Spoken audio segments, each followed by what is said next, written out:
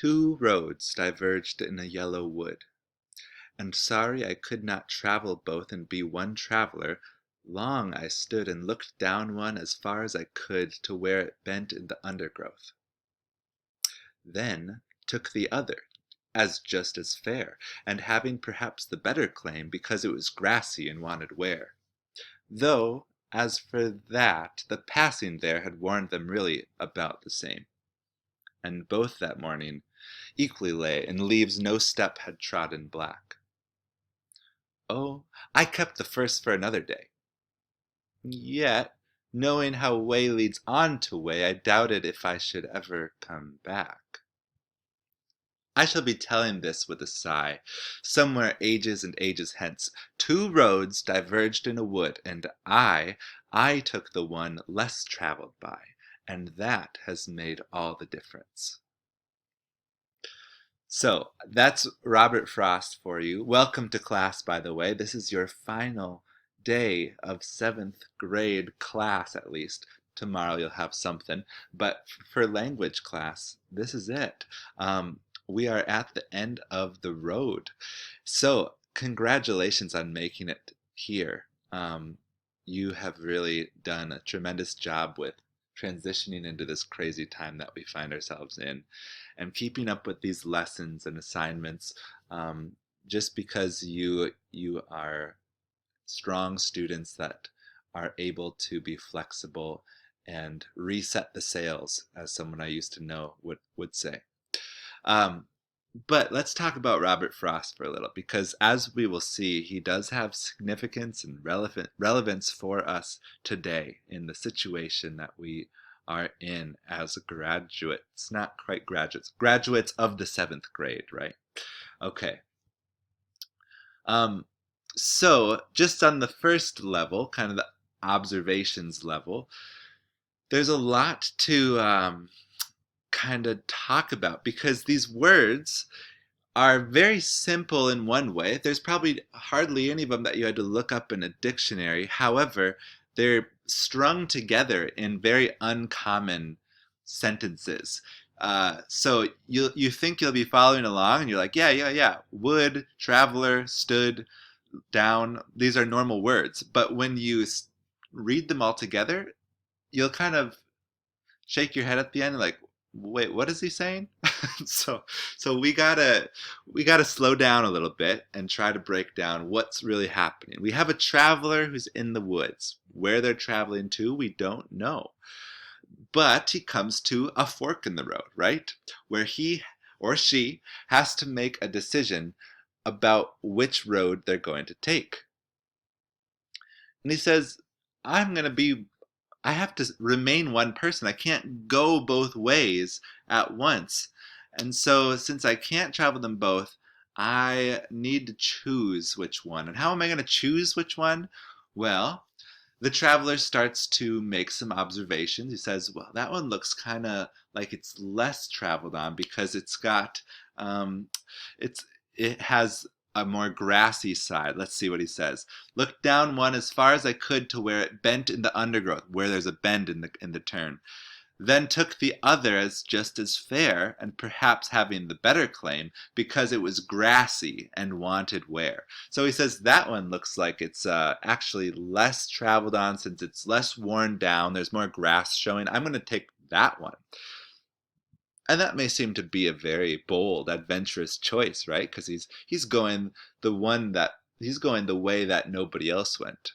He's not afraid of that one like other people see. He doesn't want to stay the main course. He wants to go adventure. He is a traveler, a journeyer. Um, but his own senses start to correct him in that thinking in the very next line, which is why when I read it at the beginning of this class, I paused for effect. Um, Though, as for the passing there, once I passed there, had warned them really about the same, and both that morning equally lay, and leaves no step had trodden black. He says, actually, it kind of seemed that way was different, but in the end, I think it was actually pretty much equally well worn. Um, Both that morning equally lay in leaves no step had trodden black. So none of these new leaves were trampled on in either of the directions. Then he tries to rationalize himself. He says, when I was making that decision, oh, he says, oh, literally, I kept the first for another day. So he says, I'm just saving that other one for later. I'll come back and I'll go through the other side. Now, if he's in his backyard and he's traveled this, he's planning on traveling this place many times, then that's not so big of a deal. You say, okay, of course you're going to see it another day. But then again, his own sense, his own mind starts to push back on his first thought. The very next line. Oh, I kept the first for another day. Yeah, right? I can go see it all. Yet, knowing how way leads on to way, I doubted if I should ever come back. Okay? So now he's saying, even if I hope I could go to the other path and just test that out, something about me knows that I probably won't. The best analogy I can give is this is very true for my life, is going through bookstores. I get this feeling all the time where I'll be browsing the stacks and I'll open up and read a page or two of a book that is certain to be a delightful read. And then I said, okay, I'm not going to pick it out this time, but I'll come back, right? You ever do that? I'll come back and then I'll read it when I have more time on my hands. When it's the middle of summer and I've completely checked off everything else I wanted to read, I'll come back and I'll read that book and I'll remember it, right? But that's not quite how life usually works. There's limitations. We can't read all the books in the world, and that's something that I have to deal with all the time. You can't read everything. You have to make decisions about what you're going to read, and a lot of weight hangs on that decision. Okay, let's cruise through the last verse and make some observations before we dive down. Um, I shall be telling this with a sigh, somewhere ages and ages hence. Two roads diverged in a wood, and I took the one less traveled by, and that has made all the difference. This might seem a little out of whack with what we just read, and it's playful on the part of the poet. I sound like a broken record, meaning I repeat myself because poets oftentimes are very playful. That meaning if they have a message, they won't make it straightforward. They'll kind of divide up what they're saying into the different parts. So when you hear people refer to this poem in the future, they will most likely quote that last those last three lines. Two roads diverged in a wood, and I took the one less traveled by, and that has made all the difference. He says that he closes that out. He closes the poem out with that. He also says two roads diverged in the yellow wood. That's how he opens the poem as well. But most people, when they refer to this poem, they think this poem is all about taking the path that nobody else takes and living your own individual, original life. And that is your way to happiness. That's kind of the common interpretation of this poem. But you have to read the first three stanzas, which are a little bit different, right? Because he puts all this weight on his thinking and how carefully he wants to pick the road. But all of his first observations were quickly disproven. So he says, well, I think this way is the way to go because it's got less trampled on grass. And then as soon as he enters that path, he realizes it's actually pretty similar to the other one. Yet, there's something that is really important about his choice that he made. It's not just either one goes, because he realizes the nature of taking a path is that you can't take the other one. And so he's not going to have a chance to probably go back and explore the whole woods. He's got to choose which little route he wants to take within the woods. And if you've caught on that we aren't only talking about woods in this conversation, then you would be correct, because this is a poem about your life. This is a poem about choices. And maybe you've heard someone tell you that life is but a series of choices, meaning all of our living is about ourselves making choices. Now you can say, well, other people are making choices which limit my choices, right? I'm not choosing to really watch this video because I want to, but I'm being forced to do this to get a grade. So you got a point, but you're still making choices. You're either choosing to tune in to my voice or tune me out and read your text messages. You're either choosing to think deeply about Robert Frost, or you think that Robert Frost is kind of silly. You are going to have to make decisions quite soon about what you're going to fill up all your summer with.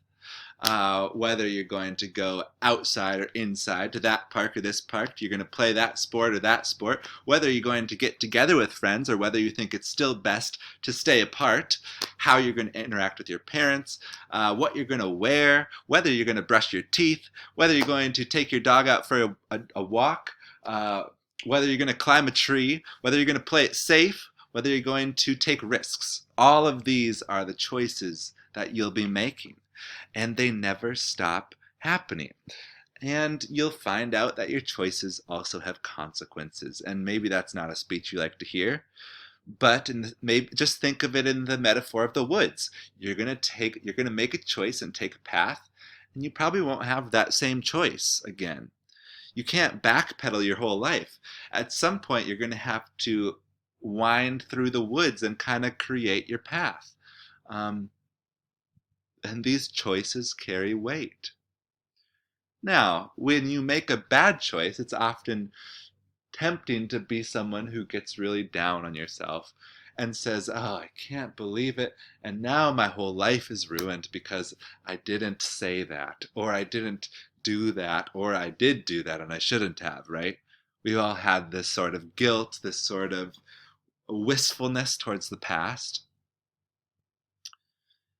And then we can visit that first stanza again when we have those feelings, because we'll realize, actually, even if I did do that or didn't do that, even if I did make the other choice, we're still in the woods, right? We're still in this thing called life. And it's complicated either way you choose to go about the woods. I mean, it's the woods, for Pete's sakes. And so maybe don't get so hung up on a bad choice you made. And you should really focus on the choices you're going to make. Because like I said, there's an infinite series of these choices. So if you only think about the one you missed five forks in the road ago, then that wouldn't be the best way to live. Because when you only think about the past, you're not thinking about what's in front of your eyes and which road you're stepping on in the moment. So to wrap that up, that could sound really confusing, but I hope it gives you this image of life as a journey within the woods, gives you some courage to go forward into your summer, to be thoughtful about your choices, but to ultimately remember that you can't know for certain how something's going to turn out. Nobody thought that we'd be in a coronavirus when we were in the first day of school. There's nothing we could have chosen to avoid that. So you have to make your choices knowing that they're your personal plan and perhaps not God's plan. God's plan is above our choices. His ways are above our ways. And we have to rest knowing that we are not God. We cannot plan everything. And when we do try to plan things, sometimes they need to be altered by someone who's a little bit wiser than we are. But we still have a responsibility to think through our choices and think through our path in the woods so that we can honor God with our decisions. That's what I have to end your class with. I hope that you treasure this poem. I hope that you read something that you read something that resonated with you this year, that gave you a little entertainment or just gratitude to be alive. That's what literature does for me. I hope it had some sort of impact on you and that you can feel that in some way it was worth it.